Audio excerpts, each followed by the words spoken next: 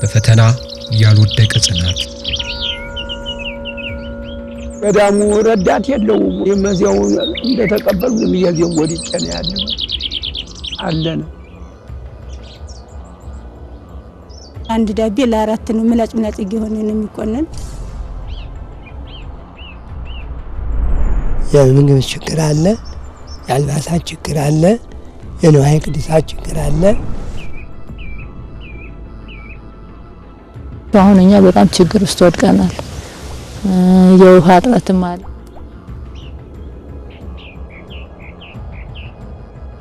ለክርስቶስ የመታመን ዋጋ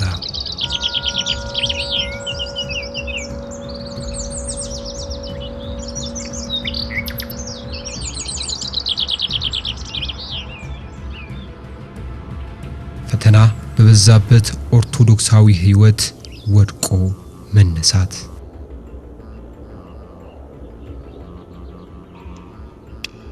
ከተፈጥሮ ጋር የሚደረግ ግብግብ መጠማት መታረዝ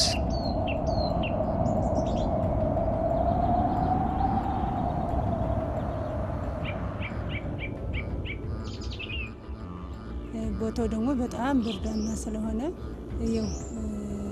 ብርዱም በጣም ከባድ ነው። ዳግም እንደ አዲስ ወድቆ መነሳት የተሻለ ነገን መናፈቅ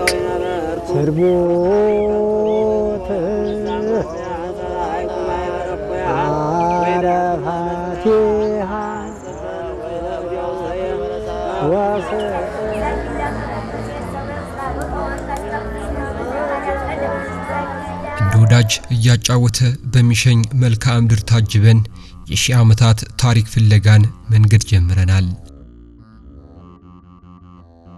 አዲስ አበባ 652 ኪሎ ሜትር ርቀት ላይ ከሚገኘው የታሪካችን ባለቤት ላይ ለመድረስ 380 ሜትር ርዝመት ያለውን የአባይ ድልድይ ማለፍ ግድ ብሎናል። የደቡብ ጎንደር ሰንሰለታማ ተራራዎች የጉዟችን አካል ናቸው።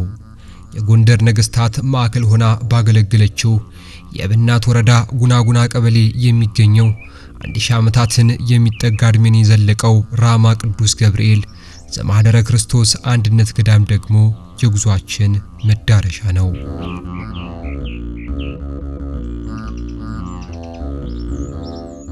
በጉናጉና ቆይታችን በሄድንበት ለዘላለም የምንመሰክረው ጉዳይ ቢኖር ምድሩም ሰውም እንግዳ ተቀባይ መሆኑን ነው።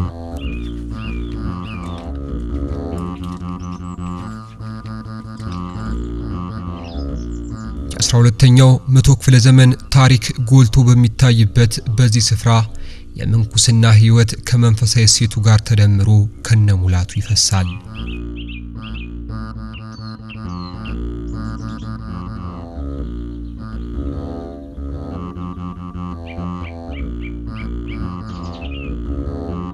ይህ ጥንታዊ ገዳም በ1270 በአፄ ይኩኖ አምላክ ዘመነ መንግስት ከአምስቱ ኢትዮጵያውያን ቅዱሳን አንዱ በሆኑት በአቡነ ማህደረ ክርስቶስ አቅኝነት የተመሰረተ ነው። ነገር ግን የኋላ ታሪኩ ከኤርትራ ድንበር ይነሳል። የክርስቶስን እግር ካጠቡ የእግሩንም ምጣቢ ጠጥተው ከተባረኩ አንድ ቅዱስ አባት ሳብ ብሎ ይጀምራል። 1260 ዓመተ ምህረት እንግዲህ እንደምታዩት ገዳሙ የጻድቁ የማህደረ ክርስቶስ ይባላል። የጻድቁ ማህደረ ክርስቶስ ነው። ጻድቁ ማህደረ ክርስቶስ ማለት ደግሞ ከአምስቱ ቅዱሳን አንዱ ናቸው። ጻድቁ ማህደረ ክርስቶስ ማለት ከአምስቱ ቅዱሳን አንዱ ናቸው። አምስቱ ቅዱሳን ማለት ደግሞ መጀመሪያ የተነሱበት ታች አርማጭሆ ደብረ ሞግና ከሚባለው ከጻድቁ አባታችን ከአቡነ አብሳዴ ገዳም ነው የነበሩበት መጀመሪያ ማለት ነው። አቡነ አብሳዴ ማለት መጀመሪያ ኤርትራ ሀገር ደብረ ማርያም ከምትባለው ገዳም በተጋድሎ ተወስነው እያሉ ባሉበት ሰዓት ከባታቸው ባሉበት ሰዓት መልአኩ ቅዱስ ሚካኤል ከሰማይ ወርዶ ከባታቸው ገባ። ከዛ ከባታቸው ገብቶ ሲያበቃ ጌታችን ኢየሱስ ክርስቶስ እሳቸው አሁን ማህደረ ክርስቶስን ካሉበት ቦታ ተነስተው ወደ አርማጭሆ እንዲሄዱ ከዛም ገዳም እንደሚቆረቁሩ እዛም ልጆቻቸው እንደ ሰማይ ከዋክብት እንደሚሽ አሸዋ እንደሚበዙ በቦታው በበረከት እስከ ምጽአት እንደማይለያየው እንደነገራቸው እንዳዘዛቸው ቅዱስ ሚካኤል ነገራቸው ለአቡነ አብሳዲ ማለት ነው። እዛ እሳቸው እሺ ብለው ቃሉ ተቀበሉ። ቃሉ እንደተቀበሉ መልአኩ ደግሞ በክንፉ ታቅፎ ብድግ አድርጎ እዛ ከኤርትራ ከደብረ ማርያም ከምትባለው ገዳም አርማጭሆ አገር በዚህ በቆላው በአርማጭሆ አንጥቶ አስቀመጣቸው ማለት ነው። ከዛ እንዳስቀመጣቸው እሱ ቦታ ይሄ ነው እግዚአብሔር ያዘዘል ቦታ ይሄ ነው ብላቸው ወደ ሰማይ አረገ። እሳቸው ያን ገዳም ዙሪያውን አይተው እግዚአብሔር የሚያገለግሉበትን ጥግ ያለውን ቦታ አይተው ጫካ ተራራውን አይተው እዛ ላይ ተጋድሏቸውን እንዳስለመዱ ጀመሩ። በዛ ሰዓት ሲጀምሩ መነኮሳት ከአራቱ ማዕዘን መሰብሰብ ጀመሩ። ከዓለም አዲስ መናኝ መጣውም ከገዳምም ከዋልድባም ከማህበረ ስላሴም እያሉ መጥተው ተሰበሰቡላቸው። ስርዓትና ሕግ አውጥተው መኖር ጀመሩ። በኖር በሚጀምሩበት ሰዓት ምንናቸውን እያካሄዱ ባሉበት ሰዓት ከዕለታት በአንድ ቀን ጌታችን ኢየሱስ ክርስቶስ ከሰማይ ወርዶ ከበዓታቸው እንግዳ ተመስሎ ገባ። እንግዳ ተመስሎ ሲገባ እንግዳ ሰው መጣ፣ የእግዚአብሔር እንግዳ መጣ ብለው ከበዓታቸው አስገብተው እግሩን አጣውት። እግሩን እንዳጣውት አምላክነቱን ገለጸላቸው ማለት ነው። አምላክነቱ ሲገልጽላቸው በል እንግዳ ሁኜ ስለተቀበልከኝ እግሬ ስላጠብከኝ ባርኬሃለሁ ብሎ ባረካቸው። ባርኬሃለሁ፣ ቦታህን ከፍ ከፍ አድርጌልሃለሁ፣ ልጆችህ እንደ ሰማይ ከዋክብት እንደ አሸዋ ይበዙልሃል፣ 12 ከዋክብት ይወለዱልሃል።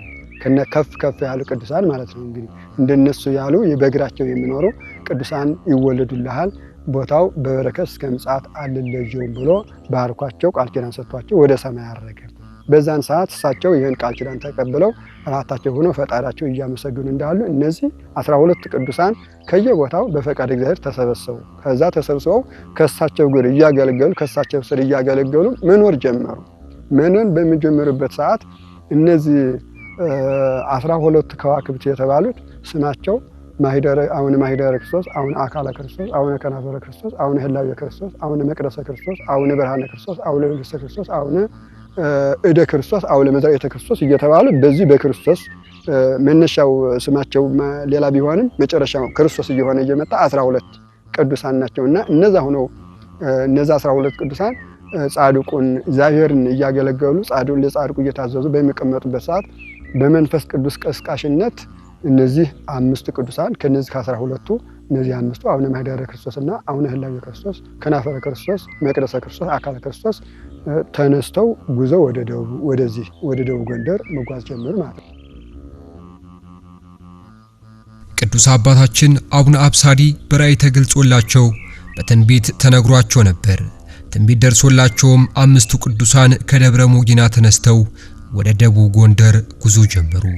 እነዚህ ቅዱሳንም አቡነ ማኅደረ ክርስቶስ፣ አቡነ ህላዌ ክርስቶስ፣ አቡነ ከናፍረ ክርስቶስ፣ አቡነ መቅደሰ ክርስቶስ፣ አቡነ አካለ ክርስቶስ ይባላሉ።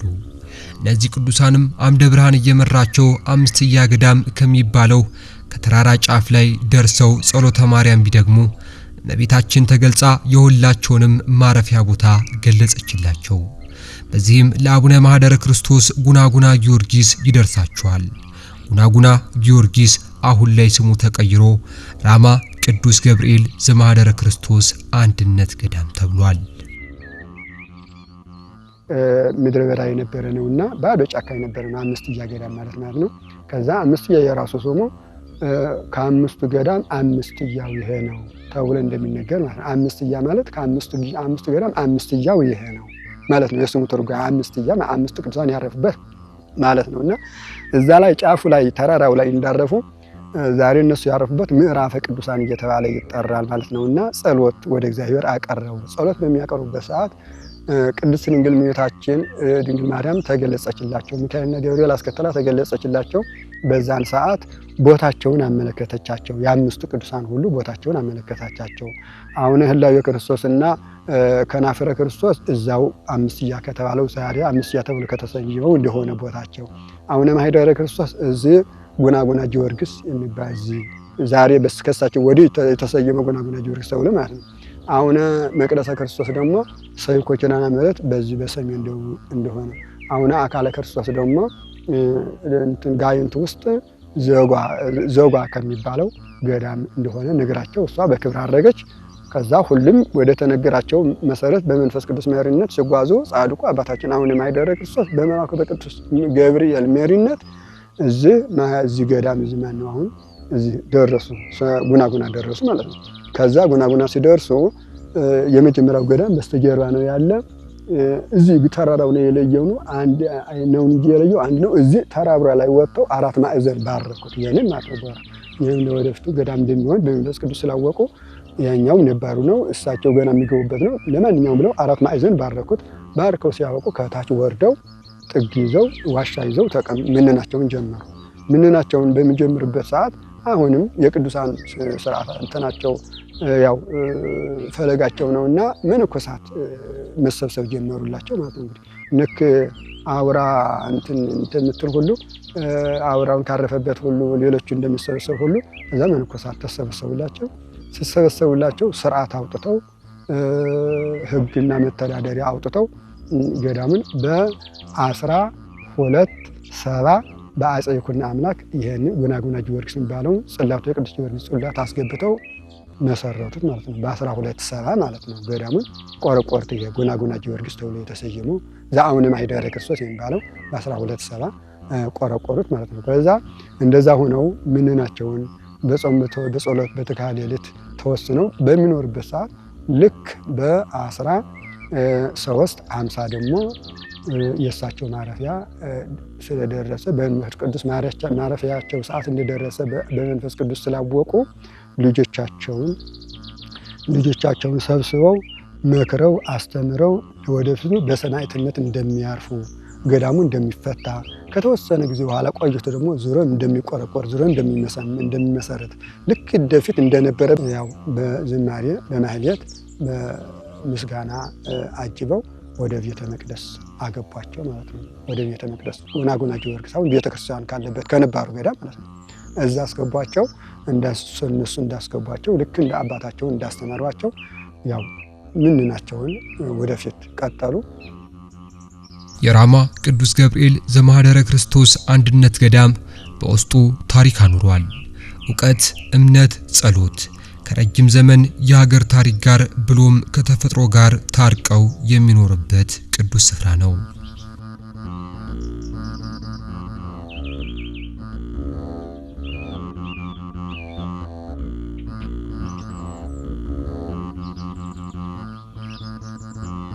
የገዳሙ አቅኝ የነበሩት አቡነ ማኅደረ ክርስቶስ ጸሎት በሚያደርሱበት ዋሻቸው ነሐሴ 4 ቀን 1350 ዓመተ ምህረት አርፈዋል።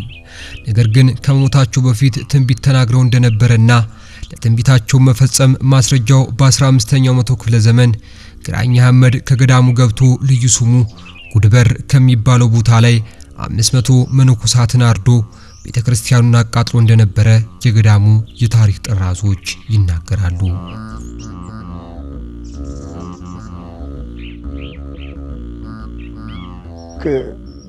ጻድቁ በ1350 እንዳረፉ በ1519 ደግሞ ልክ በዛን ሰዓት መቼም ጊዜው ጠብቆ ፈተናም ሰላምም ያለ እስከሆነ ድረስ በዛን ሰዓት ግራኝ መሐመድ መጥቶ በ1519 ማለት ነው ግራኝ መሐመድ መጥቶ ጉድበር ከሚባለው ላይ 500 መነኮሳት አረዳቸው ማለት ነው።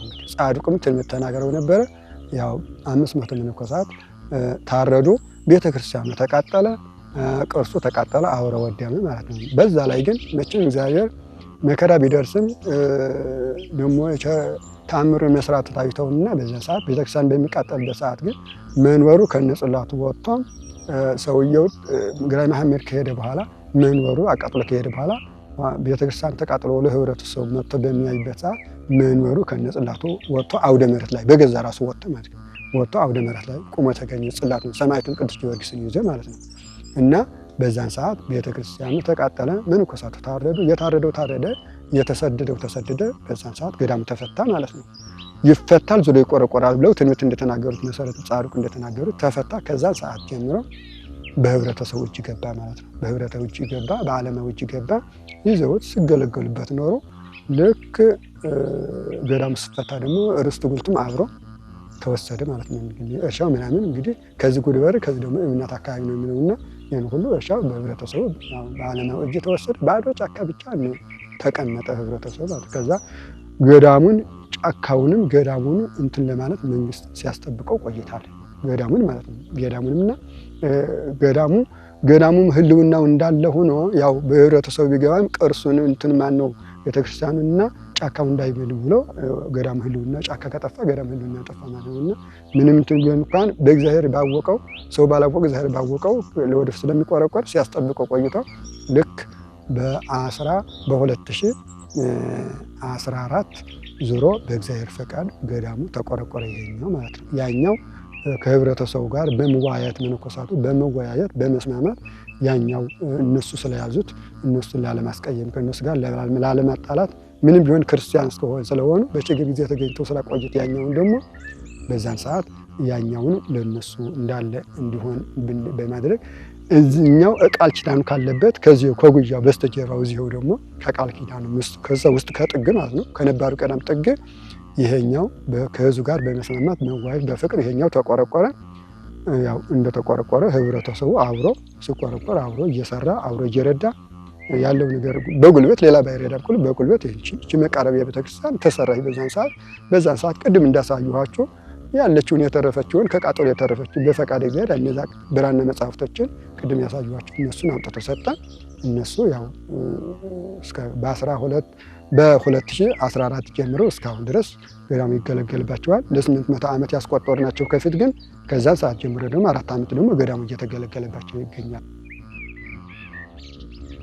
ገዳሙ በተለያዩ ችግሮች ከተዳከመና የሚሰጠውን አገልግሎት ካቆመ ረጅም ዓመት በኋላ የገዳሙንና የስፍራውን ቅድስና የተረዱ አባ ገብረ ሥላሴ የሚባሉ የአካባቢው ተወላጅ ወደ ዋልድባ ቀኑ።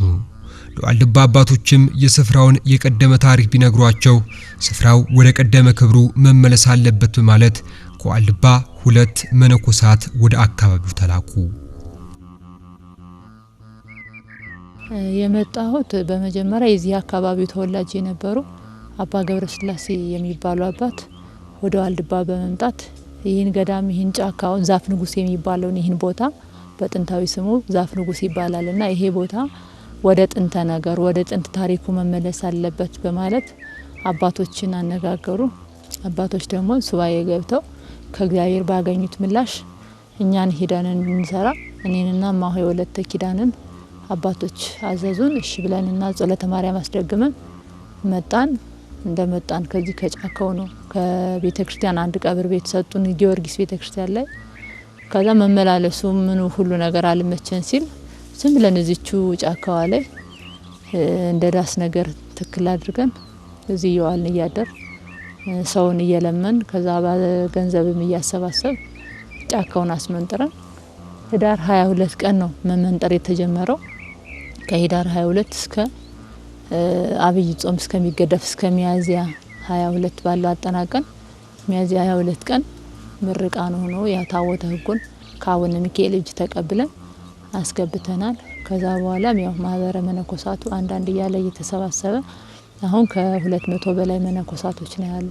ከዚህ በፊት ከመምጣቴ በፊት ዋልድባ 20 ዓመት ኖር ያለው የመጀመሪያ ገዳሚ ዋልድባ ነው።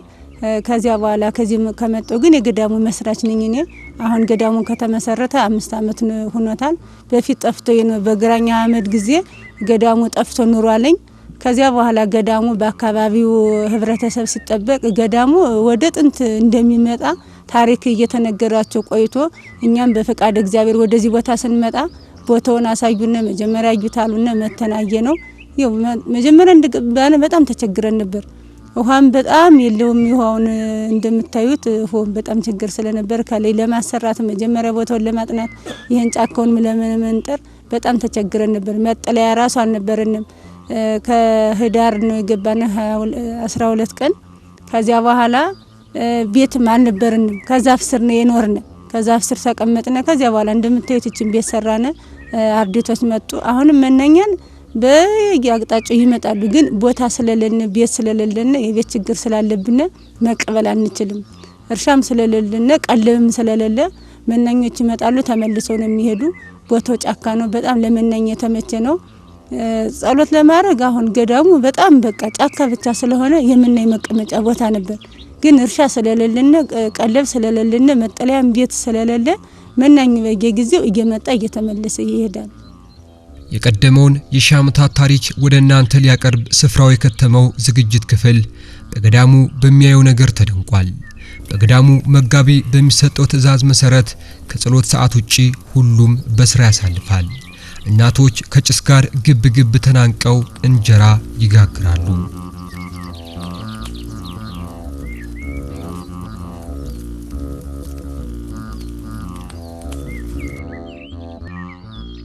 ገሚሱ የውሃ ጠብታን ከተፈጥሮ ጋር ይሻማል።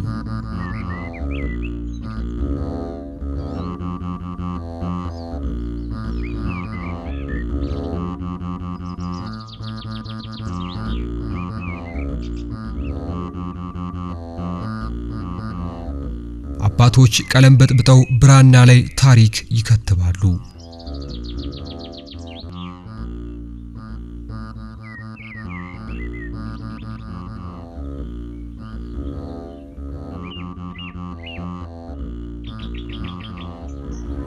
እውቀትን ፍለጋ የሚታትሩ ተማሪዎች ድምጽ ከአፋት ዝማሬ ጋር ህብረት ፈጥሯል።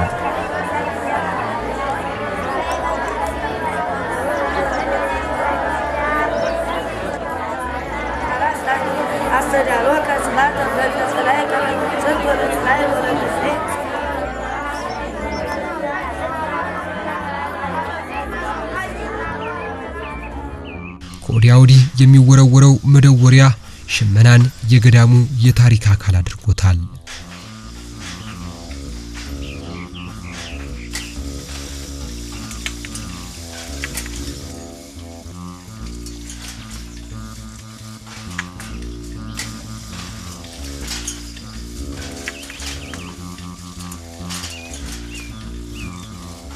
ብርቱ ትግልና ብርቱ ጽናትን ለሚጠይቀው የመንኩስና ህይወት ዘመናቸውን ሙሉ የሰጡ እናቶች መቁጠሪያ ይዘው ሲጸልዩ ማየት ልብን ይገዛል። የክርስቶስን ሕማሙና ሞቱን በምትሰብከው መስቀል ፊት አባቶች ስለ ዓለም መዳን ሲለምኑ ማየት የእምነታቸው ጽናት እንዴት ያለ ነው ያስብላል።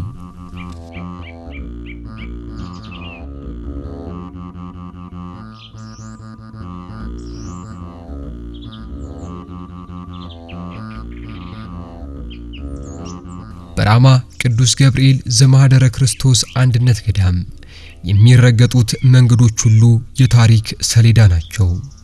የገዳሙን ታሪካዊነት ለመስከር ዘመናትን አልፈው ዛሬ ላይ የደረሱ ቅርሶች ስፍራው ቀደምት ለመሆኑ የቀሩ ብቸኛ ምስክር ናቸው።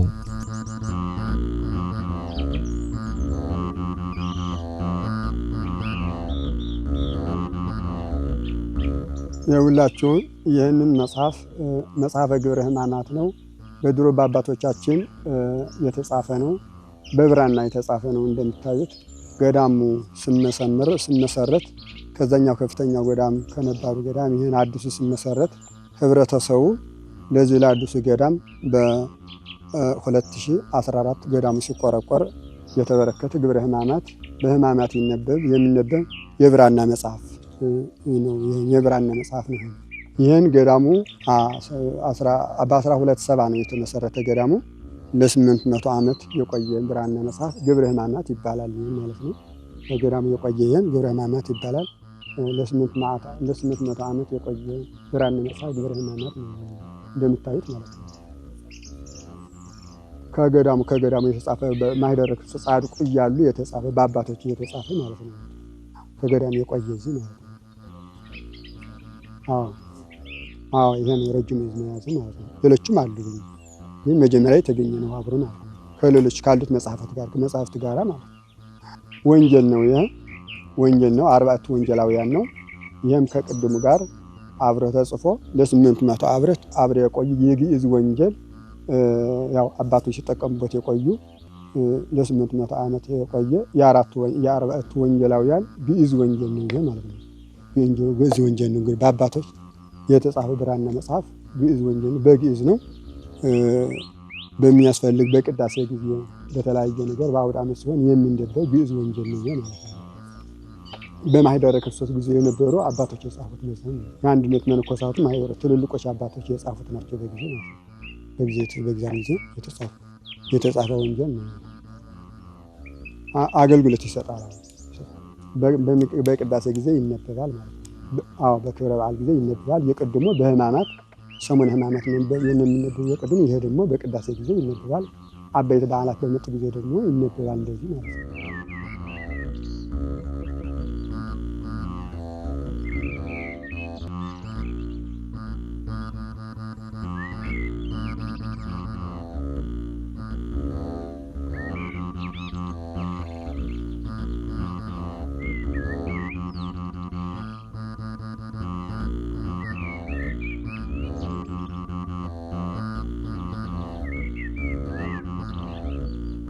ይህን ደግሞ ተአምረ ማርያም ነው። የእመቤታችን ተአምር ዓመት እስከ ዓመት የሚነበብ የእመቤታችን ተአምሯ ነው። ከቅድሙ ካያችኋቸው መጻሕፍቶች ጋራ አብረው የጻፏቸው የድሮ አባቶቻችን በማኅደረ ክርስቶስ የነበሩ የቆየ ገዳም ነውና ዓመት እስከ ዓመት ነው የሚነበበው። አገልግሎት ይሰጣል። ማኅበረ መነኮሳቱ በየሰዓቱ የሚነበበው ይሄ ነው። ኪዳን በሚደርስ ጊዜ ሁል ጊዜ መቅድም የሚነበብ ተአምር የሚነበብ ይህን ነው። የእመቤታችን ተአምር ይባላል ማለት ነው። የብራና ማለት ነው። መነኮሳቱም እንገለገልበት ማለት ነው። ይህ መጽሐፈ ቡራኬ ይባላል።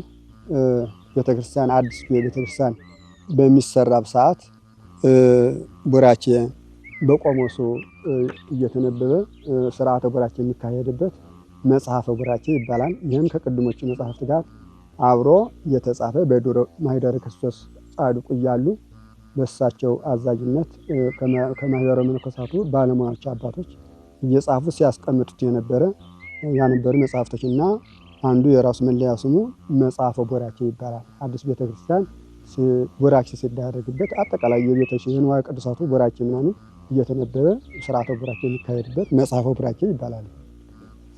የነሐስ ነው። የእመቤታችን ምስለ ፍቁር ወልዳ ስዕል ያለበት የተሳለ ሚካኤልና ገብርኤል በዚህና በዚህ የተሳሉበት የጌታችን መድኃኒታችን ኢየሱስ ክርስቶስ ደግሞ በአንድ ጎን ደግሞ ስነ ስቅለቱ ያለበት ቅዱስ ጊዮርጊስም አብሮ ያለበት የፊት የተቀረጸ በአባቶች ጊዜ ሲያገለግል የኖረ ዛሬም መነኮሳቱ እየተገለገለበት ያለ ከድሮ የነበረ የተገኘ የመስቀል ቅርስ ቀደምት የነበረ የቅርስ ነው። ይሄ ከቅርሶቹ አንዱ ከመጽሐፍት ጋር አብሮ እያገለገለ ያለ መስቀል ነው። ይሄ የነሐስ መስቀል ማለት ነው። በውበታቸው ቃል የማይገልጻቸውን ደኖች መጠጊያ አድርገው የሚኖሩ የአዕዋፋት ዝማሬ ከአብነት ትምህርት ተማሪዎች ከሚወጣው ድምጽ ጋር ልዩ ህብረትን ፈጥረዋል። ከመምህራቸው እግር ስር ዕውቀትን ፍለጋ የሚታትሩ አይኖች በራማ ብዙ ናቸው። ምቹ ባልሆነው የማስተማሪያ ቦታ ዕውቀትን ለመሸመት የሚደረግ ብርቱ ትግል።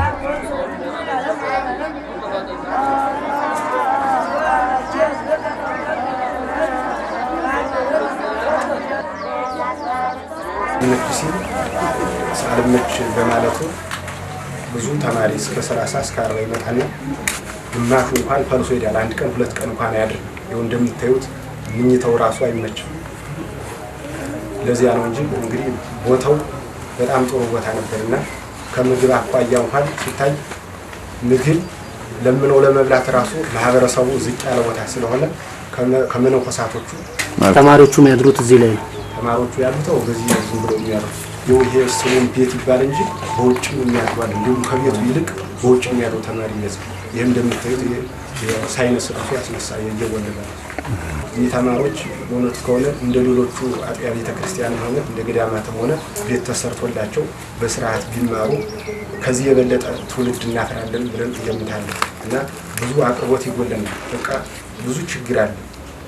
ምግብ እንኳን አንድ ኩንታል ወይ ኩንታል ተፈሽቶና ተሸምቶ ቢመጣ እንኳን ከእጅ ወደ አፍ ነው እንጂ ምንም ትርፍ ነገር የለም። እና የሚያግዝ አካል ቢኖር ቢያግዘን እኛም ደግሞ አባቶቻችን የዝጉሃን አባቶች ሞልተዋል። በጸሎተ ማርያም እንዲያስቡ እናደርግ ነው። ውሃስ ውሃ በጣም ተጨናንቀን ነው። ውሃ ሰው የጥማቱን እንኳን ቆርጦ ለመጠጣት ራሱ የማይበቃ ነገር ነው። በጣም ችግር ነው። እና እኛስ ባይሆን ወጣትም ስለሆነ ተማሪዎቹም ስላሉ እንደማንም ብለን አንድ ጀሪካ እንኳን ብናመጣ እየወደቅን እየተነሳን እንደርሳለን። እናቶች አባቶች ግን ሄደው ለማምጣት በጣም ከባድ ነው።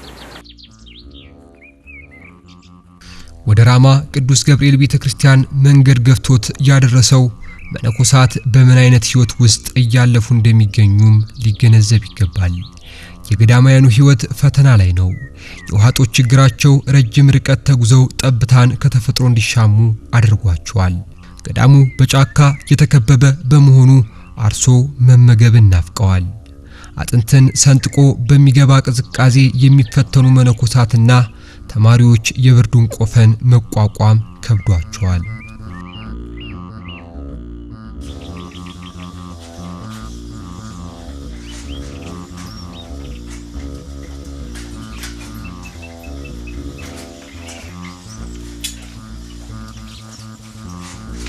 የገዳሙን ህልውና የሚደግፈውን የሽመና ሥራ የሚሰሩ መነኮሳት በአካባቢው ሰላም ባለመኖሩ መሸጥ መለወጥ ሳይችሉ ገዣተው ደጅ ደጁን ይንከራተታሉ።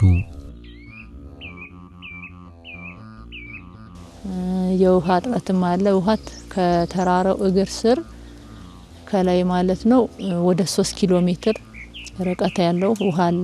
በጣም አቅም ያለው ነው። ምንጩ ትልቅ ምንጭ ነው። በባለሙያ ማስጠንተ ነው ነበር።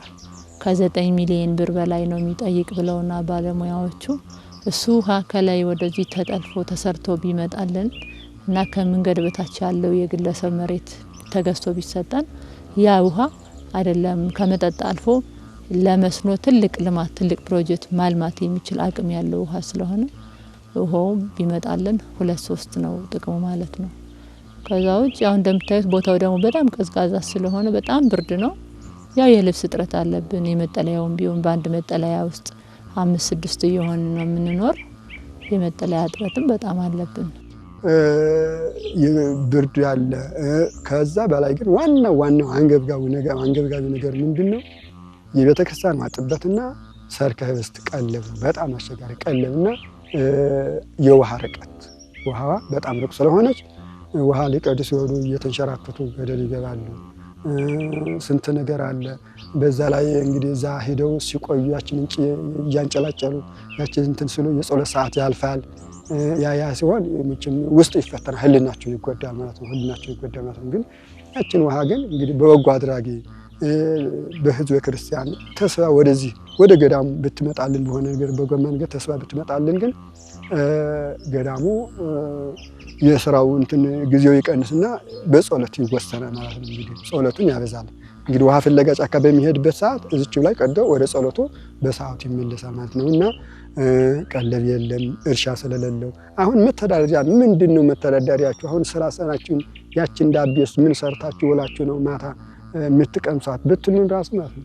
ሸማለች ሁለት ሸማዎች ሁለት የሚሰሩ ሁለት ተዘርጊ ማለት ነው። እንደ ተዘርግተው የሚሰሩ ማለት ነውና እነሱ ናቸው የሚሰሩት። በእነሱ እየሰራን ውለን ነው ማታ ያችን ዳቤ የምንቀምሳትና ስለዚህ ያ ደግሞ እነዛ ሆነው ደግሞ ያችን ለውጥ ሊያመጡ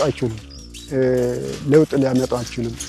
ያን እነዛ ደግሞ ሰርተን ስናመቃ ደግሞ ከሰላም ማጣት የተነሳ ወስዶ መሸጥ አይቻልም። አስቸጋሪ ነው። እንኳን ዛሬ ፎጣ ይዘው ሄዶ ብር ይዘው ለመምጣት ማቀድና ባዶውን እንኳን ደርሶ ለመምጣት አስቸጋሪ ጊዜ እንዳለ ከሰላም ማጣት የተነሳ ያቺ ተሳዛው ትቀመጣለች።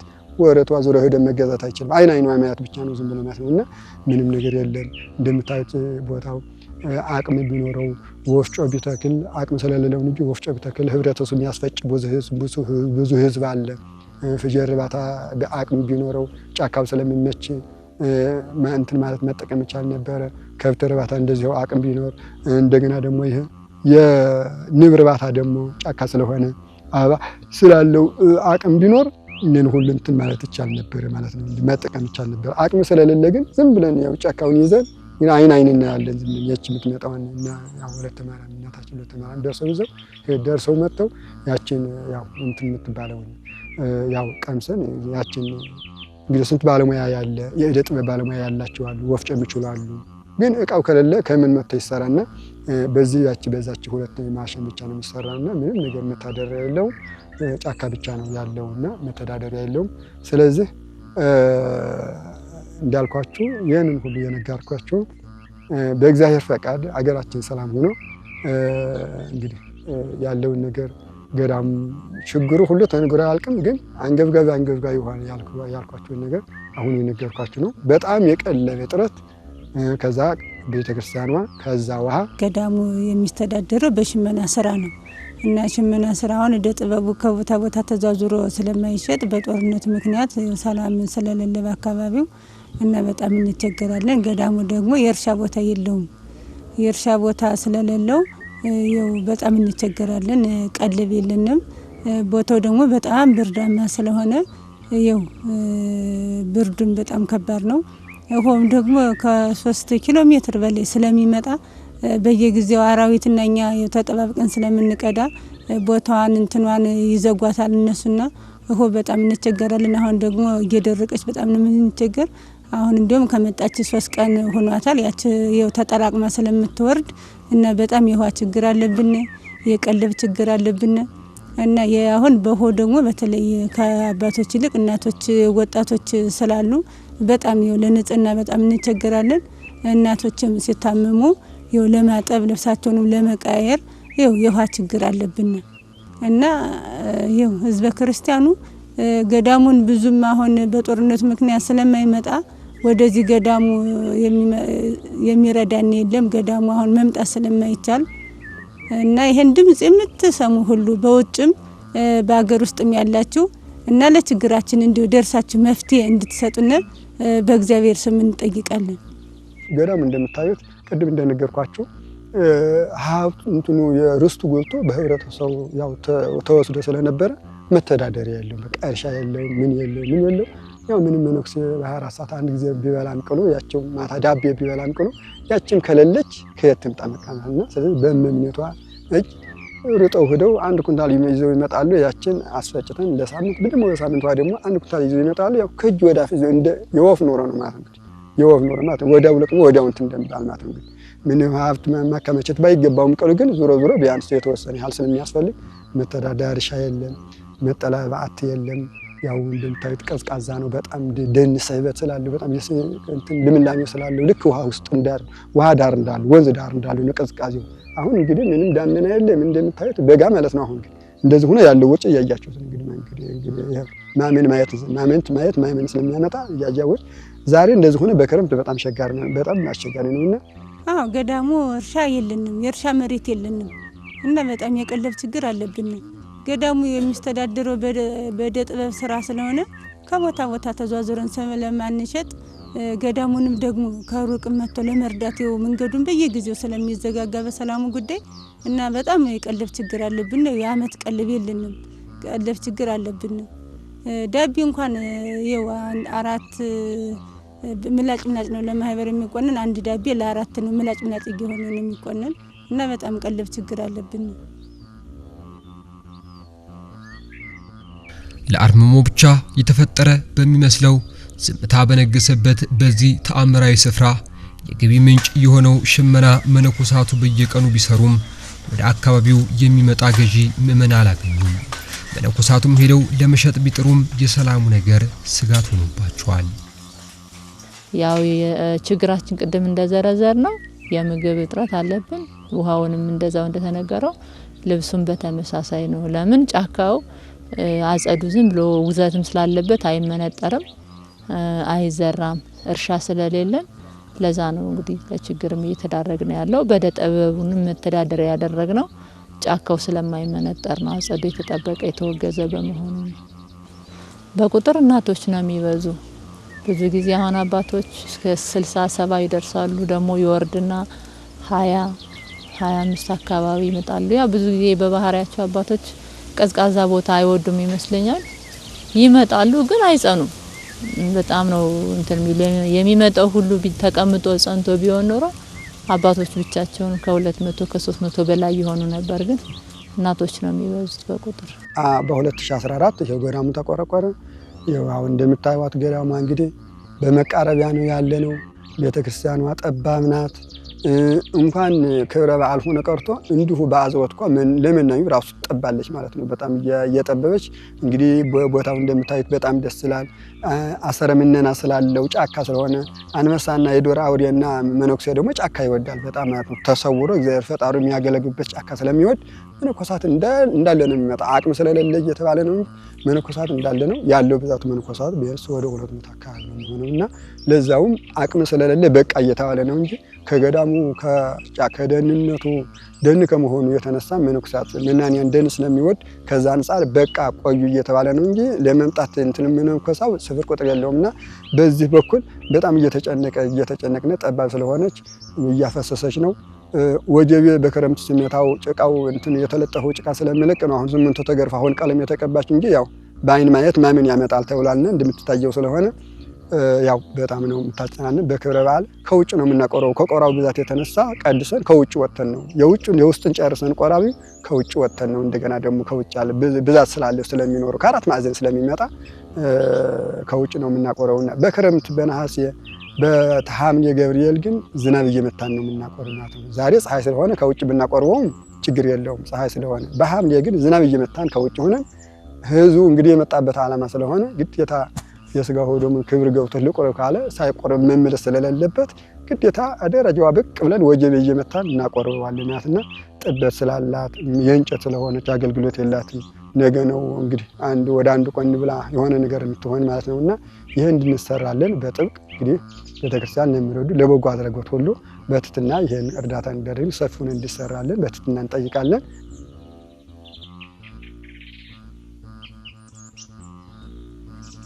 የራማ መነኮሳት ከዛፍ ጥላ ስር ቆመው ይለምናሉ። ለችግራቸው መፍትሄ የናፈቁ አይኖች ከወዲህ ወዲያ ይታትራሉ። የአብነት ተማሪዎች የተሻለ ነገን ፍለጋ ሩቅ አሻግረው ያያሉ። የራማ ቅዱስ ገብርኤል ዘማህደረ ክርስቶስ አንድነት ገዳም የታደለው የተፈጥሮ ጸጋም ብቻ አይደለም፣ ይልቅስ የፈውስ መንገድ ሆኖ ለበርካቶች መዳንም ምክንያት ሆኗል። ጸበሉ እውነት ለመናገር በጣም ብዙ ተአምራት በጥንትም ሲሰራ የነበረ ነው። አሁንም ብዙ ተአምር እየሰራ ነው። እዚህ አሁን በመናንያን ደረጃ ራሱ የቅዳሴው መምህርም ተፈውሷል። ሙሉ ለሙሉ አሁን ጤነኛ ሆኖ እያገለገለ ያለ እሱ ነው። እዚህ ጸበሉ ላይ ነው ሄዳነ። ሌላም በኋላ ይቀርባሉ እናቶች ከሌላ ቦታ የአእምሮ በሽተኛ ሆነው መተው ነበር።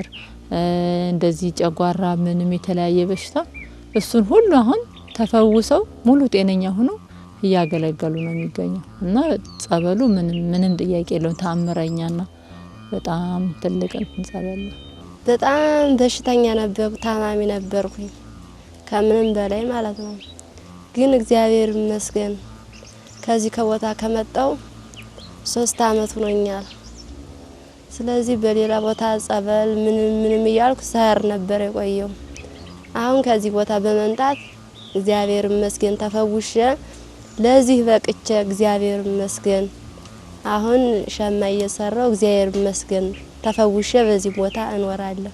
የሚያመኝ ሆዴን ሁላ ያመኝ ነበር፣ እግሬ ሁላ ክንታሮት ነበረብኝ። ስለዚህ እግዚአብሔር ይመስገን ከዚህ ጸበሉን በመጠጣት ከዚህ ተፈውሼ አሁን ሸማ እየሰራው እግዚአብሔር ይመስገን ክብር ምስጋና ይገባል እኖራለሁ። ራማ አለ ጠበል ምናምን ሲል ከዚህ መጥቼ አይምሮ ጭንቀት ያጨናንቀኝ ነበር። አሁን ተፈውሻለሁ። ክብር ይስፋ። እንደ ጓደኞቻችን እየሰራን ያለው እህቶቻችን ወንድሞቻችን ደግሞ እንደኔ የተቸገሩ ካሉ መጣው በቦታው ላይ ተገንተው የሚፈወሱ። የመጣሁት ከዓለም ላይ ነበር፣ ከቤተሰብ ጋር ነበርኩኝ። አሁን ግን ከዚህ ጸበል አለ ስባልኝ መጣሁኝ። ወዲያ እንደተጀመረ መጣሁኝ። አዚ ጸበል ስጠመቅ መንሰብ ተፈውሻለሁ። የአእምሮ ጭንቀት እንደዚህ ወደ ሀገር ወዲያና ወዲህ ነበር የሚያረጋኝ። አሁን ግን እዚህ ከመጣሁ ግን ተረጋግቼ በቃ ሰውኝ ተሽሎኝ ደህና እየሰራው ነው። የደካማ ልብስ ምናምን ነው ማጠብ። የደካማውን ልብስ እያጠሁ ደካማውን እንትን እያልኩ እንደዚያ በድንጋይ ነው ደግሞ ማጥበው ልብሱ።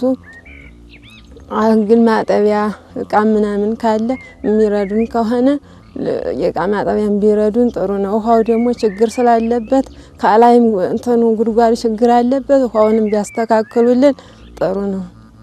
እንዲህ ግዘንማ ምን ፈልገው ያው ደካማ ስላለ ሽማግሌዎችም ስላለ ምን የሚጠወሩት ስላሉ ለነዚያ የሆነም ይበላም ሆነ የምግብ ጥራት ስለሚያጠር ከዚያ ቢያራዱና ነው። አሁን እዚህ አንድ ትልቅ አባት ፊትም ገዳሙን ደኑን ሲጠብቁ የነበሩ 40 ዓመት የጠበቁ እኛ መጥተን ገዳሙ በፈቃደ እግዚአብሔር ሲቆረቆር በ14 በ2014 ደግሞ ገዳሙ ሲቆረቆር ደግሞ እዚያው ቅዳሴ ቤተክርስቲያኑ ሲከበር መንኩሰው እዚያው ገዳሙ ጫካውን ሲጠብቁ የነበሩ ጫካውን ሲጠብቁ የነበሩ መንኩሰው በዛን ሰዓት እኛ ጋር ማህበሩ ጋር ገብተው በአንድ ላይ ሆነው ምንናነቸው እንትን እያሉ ዘግተው የተቀመጡ 40 ዓመት የጠበቁ አባት አሁን ዛሬ ከዋሻ ውስጥ ያው ዘግተው የተቀመጡ አሉ። ከፊት 40 ዓመት ሲጠብቁ የነበሩ ማለት ነውና ገዳሙ እንደተቆረቆረ ወዲያው ቅዳሴ ቤቱ እንደተከበረ ወዲያው መንኩሰው ይህን ጸጋ ካሳየኝ ይህን ክብር ካሳየኝ ብለው ፈጣሪያቸውን አመስግነው መንኩሰው ዛሬ ከማህበረ መንኮሳቱ አንድነት አብረው እየኖሩ ግን መንኮሳቱ መሃል ላይ ዋሻ ተሰጥቷቸው እዛ ላይ ቤተክርስቲያኑ አጠገብ በስተሰሜን በኩል ዘግተው ይኖሩ ትልቅ አባት አሉ መንኩሴ ማለት ነው።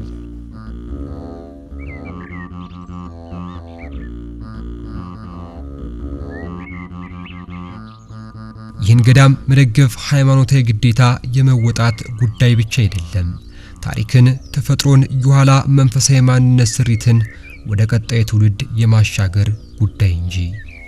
ከራብ ሐዋርያቶች እንኳን ከራብ ጦርነት ይቻላል ነውና ምንኛ እንግዲህ እኛ የናንተው ልጆች ወይም የናንተው አባቶች ብንሆንም ገዳም ብንቀመጥም በ24 ሰዓት አንድ ጊዜ ብቻ የዳቤሩ ብንቀምስ እንኳን ያችም ከሌለች ከየትምጣና ስለዚህ ራብ ማለት ደግሞ ለሰው ልጅ ለቀባሪ ማስረዳት ማለት ነውና ምን ያህል አስቸጋሪ እንደሆነ እንግዲህ ስጋ ደካመን ሲፈጥረን የግዴታ ያቅማችን ያህል በብዛት በእንትን ባይባል እንኳን እንደ መንኩስናችን ህይወት ያቅማችን ያህል መቀመጥ ግድ ስለሚለን ራብ ከባድ እንደመሆኑ ለሁሉም ግልጽ ስለሆነ ስለዚህ እዚህ በገዳሙ ያለን መነኮሳት በእግዚአብሔር ስም በጻድቁ ማህደረ ክርስቶስ ስም በመላኩ በቅዱስ ገብርኤል ስም እናሳስባለን። እጃችሁ ወደ ገዳሙ እንድትዘረጉልን በጎ አድራጊዎች ያሉ ሁሉ በኢትዮጵያም በሀገር ውስጥም ያላችሁ በውጭ ሀገርም ያላችሁ ሁሉ ተዋህዶ ሃይማኖት አማኝ ሆናችሁ ሁሉ እጃችሁ ወደዚህ እንድትዘረጉልን ገዳሙን እንድትረዱልን እንድትተባበሩን በረከት እንድታገኙ መቼም ገንዘብ ኃላፊ ጠፊ ነው እንጂም ነገ ቀሪ ነውና በሚያልፈው የማያልፈውን ሰርቶ ማለፍ ግድ ስለሚል እጃችን ወደዚህ እንድትዘረጉልን እርዳታ እንድታርጉልን በእግዚአብሔር ስም እናሳስባለን። ሀገራችን ኢትዮጵያን ሰላም ያርግልን፣ ለዓለም ሰላም ይላክልን። እንግዲህ በመላው ዓለም በሀገር ውስጥም በውጭም የምትኖሩት የመላኩ ቅዱስ ገብርኤል ወዳጆች ብዙ እንደሆናችሁ እናውቃለን። ሁሉም የሱ ወዳጅ ነው፣ የሱ ልጅ ነው። ብዙ ታምር የሰራለት ብዙ ያደረገለት ነው ያለውና እዚህ እንዳለን ግን አታውቁም፣ እንደምንቸገርም አትሰሙም። ግን አሁን ይሄን ድምጽ ከሰማችሁ ካያችሁ በኋላ የምትችሉትን ነገር ሁሉ እንድትደግፉን በመላኩ በቅዱስ ገብርኤል በአምላከ በቅዱስ ገብርኤል ስም ጥሪያችንን እናስተላልፋለን።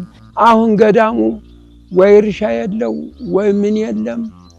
ያው መቼም እንግዲህ አገልግሎቱን እግዚአብሔር በቃል ሄዳኑ አመጣችሁ እያያችሁት ነው እና እንግዲህ መቼስ እናንተ ታውቃላችሁ እንጂ እኔማ ምን እላለሁ እንጂ ገዳሙ ረዳት የለውም። ዝም ብሎ ይኸው እነዚህው ይባረኩና እነዚህው አመሚነው እነዚህው መለኩሴ መቼም ይዘውናልኝ የመዚያው እንደተቀበሉ ዝም እያዚው ወዲቄ ነው ያለው። አሁንም እንደተባለው ራማ ቅዱስ ገብርኤል ያው አዲስ እንደመሆኑ መጠን ሁሉም ነገር ገና ታዳጊ ገዳም ነው እና አሁንም ምስራቅም በምዕራብም በደቡብም በሰሜንም ያላችሁ ቤተክርስቲያን ያው ርብርብ ልታደርጉልን እንጠይቃለን። የቤት ጥበት አለ፣ ችግር አለ፣ የምግብ ችግር አለ፣ የአልባሳት ችግር አለ፣ የንዋየ ቅድሳት ችግር አለ። ስለዚህ እናንተ እጃችሁን እንዘረጉ በአክብሮት እንጠይቃለን።